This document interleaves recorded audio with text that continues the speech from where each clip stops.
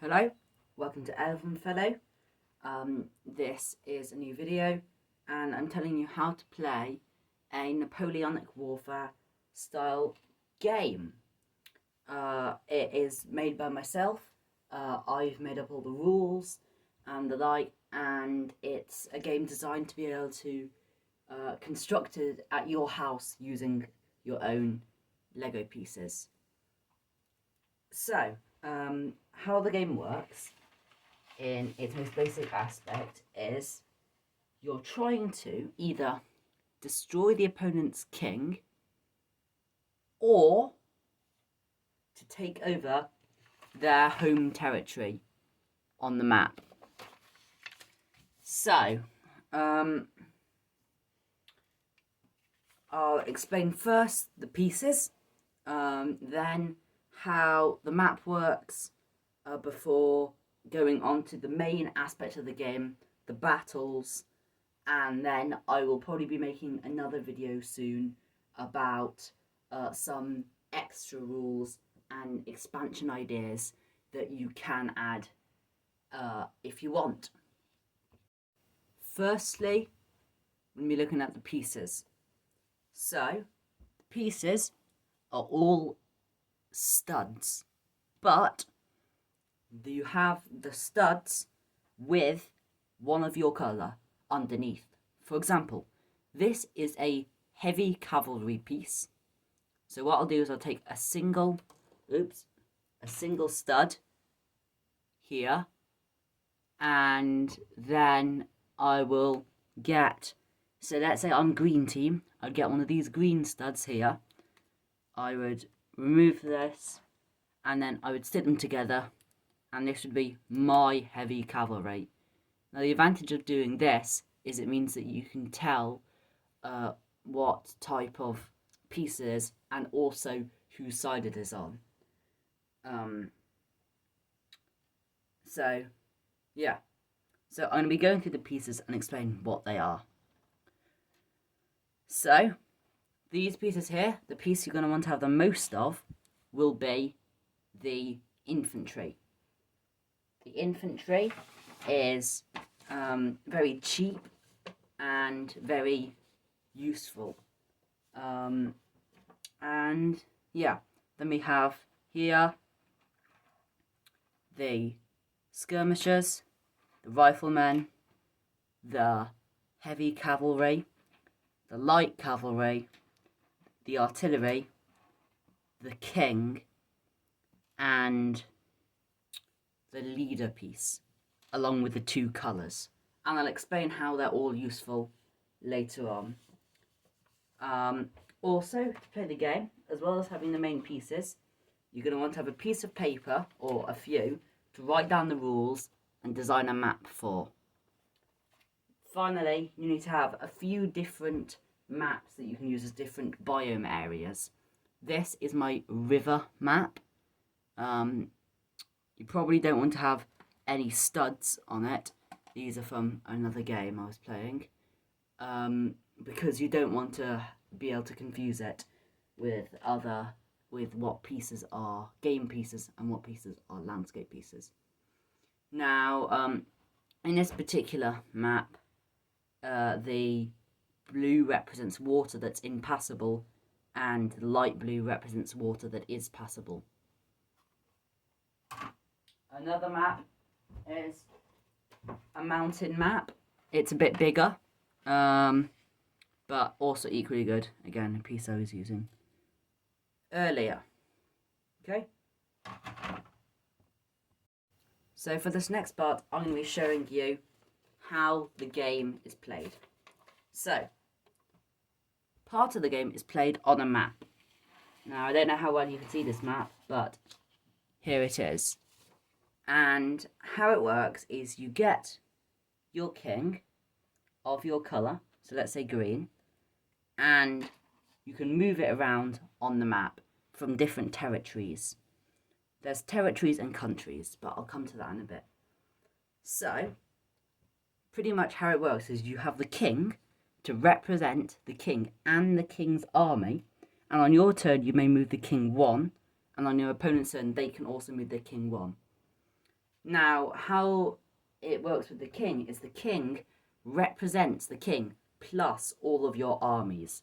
Now, to get armies consisting of other troops, what you need is you need to have a way to buy the troops.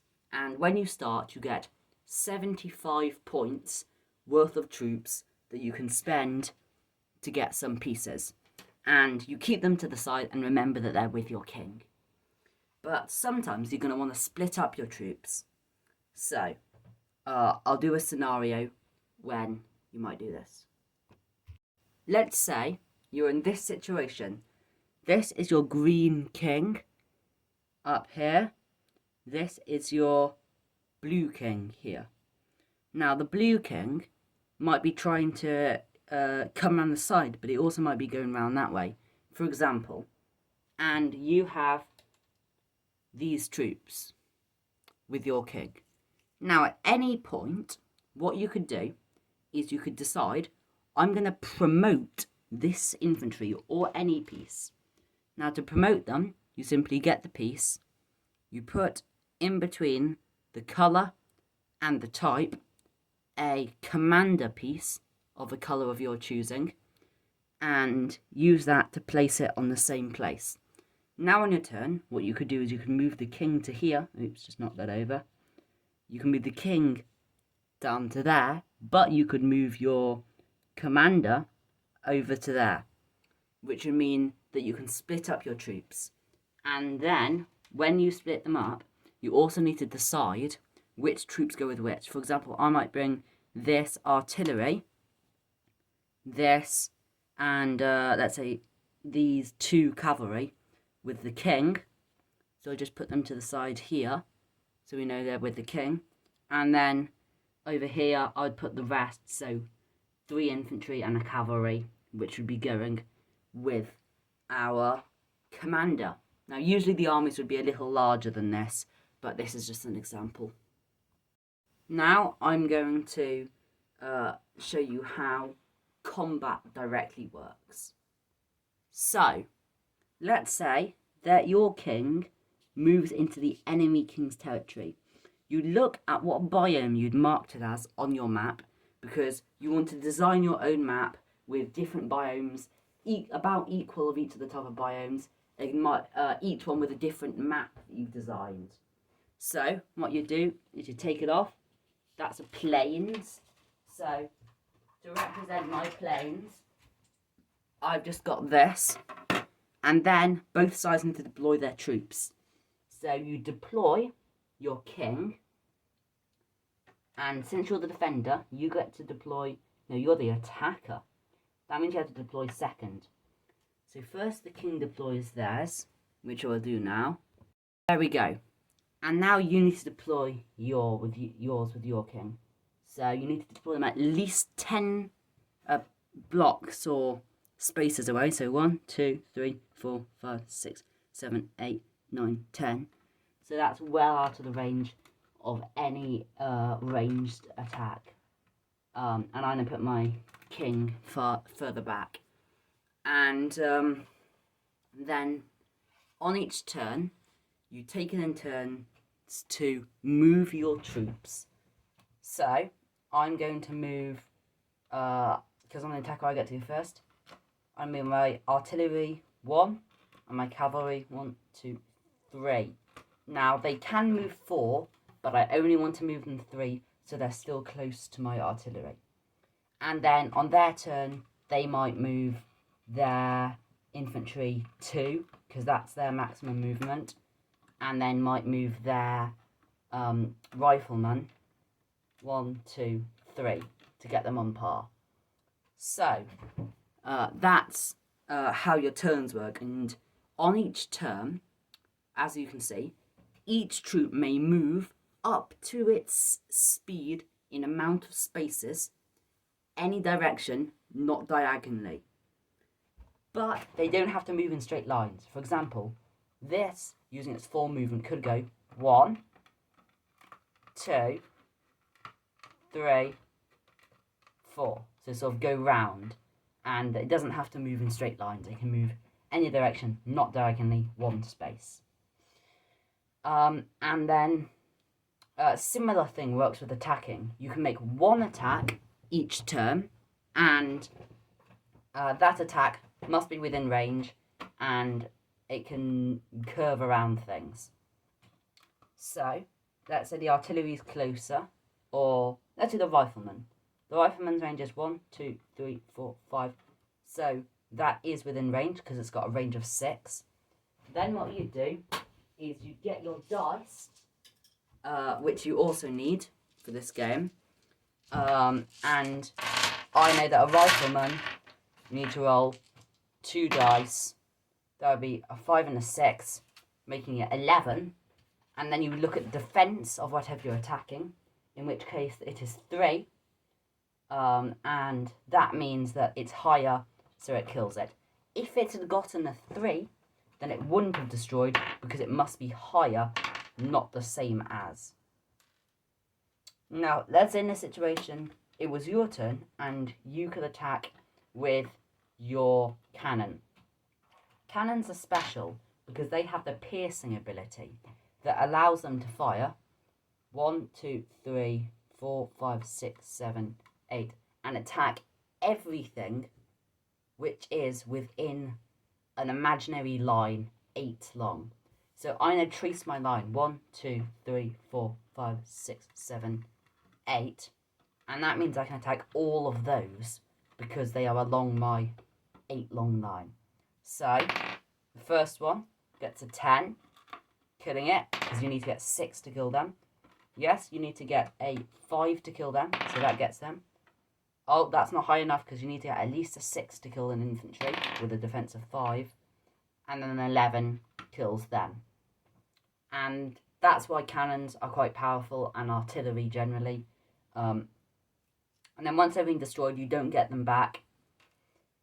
Then how to win a battle is either to force the enemy to retreat all of their troops off the edge of the board, or to kill their commander, which may or may not be the king. And if you win the battle, you get 25 more worth of troops to spend. Now, if you choose to retreat your troops off the side, you must move them to a adjacent space to where you are fighting. If you're the attacker, you must go back to the space you attacked from, and if you're the defender, you can retreat to any adjacent space except for the space that has a which they attacked from. So in this case, you're attacking there. The blues were attacking the greens there, which means that as they retreated, they would go back to here. And when you retreat, the battle sort of continues, even if the commander leaves the game, but the troops only are sort of placed upon the map to show where they are if the commander manages to get away, because an army cannot function without a commander. If an army does not have a commander in it, then the army is considered to be completely useless.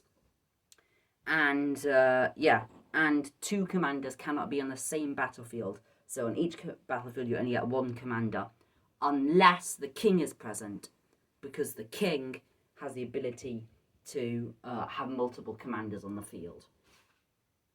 Now, the final rule about battles is you must record each turn, because on every 8th turn, you may move any other what's called corps, which are groups of troops represented on the map. You may move any of your other corps 1 space, like you've taken the turn. That means that if you split your army, say, up into 3, which move along, they can cover a wide area, and as long as you can hold out for a little while, your other corps can come and reinforce the battle. Reinforcements always appear on the same general side of the board that you appeared on, or that you, that you appeared on. That means that even if you sort of like manage to sort of rotate around and get to the other side, they'll still appear on the same side. So it's a good way of getting behind your enemies. Finally, once again, I'm gonna show you this. These are all the pieces. You don't really need to know what color they are, and I'll explain the abilities. If you can read that, just pause the video and write it down so that you can play it. So the abilities are piercing, which I've already talked about with the cannons, flanking, which is on skirmishers and light cavalry, meaning you get to roll an extra 4-sided dice when you make an attack if there is an ally next to the target you're attacking. And finally, the ability allies means you get +1 to defense if you have an ally next to you. An ally is any other troop of your color, other than the troop which is actually the one that's doing it. Because obviously you can't just be next to it and get the bonus by yourself being next to it. And next to it always means directly next to it, not diagonally. Nothing goes diagonally in this game. And as the sheet says things like 2d6, that means 2 6-sided dice, 1d10, 1 10-sided dice, 2d4, 2 4-sided dice.